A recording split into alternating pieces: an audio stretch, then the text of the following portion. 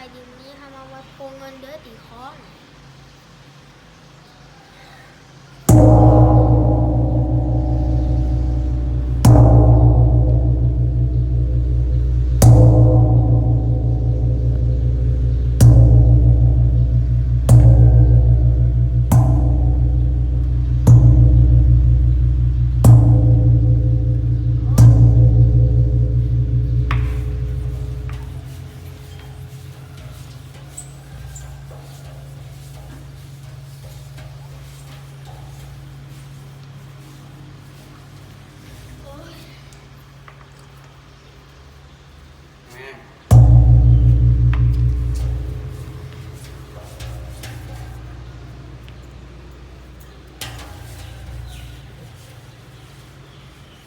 เกิดเรื่องโกดัง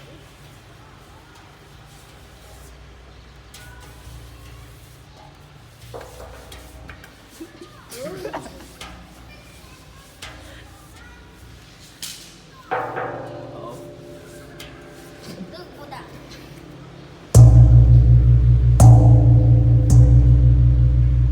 อะไรลุกเลย เร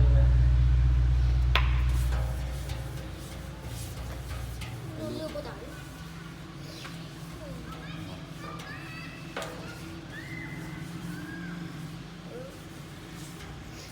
เกิดเรื่องโกดังเลย กำลังดังค่อยเบา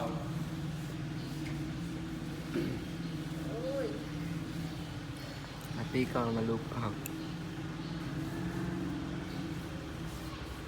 พัดลมรถคันใหญ่เล็กเออ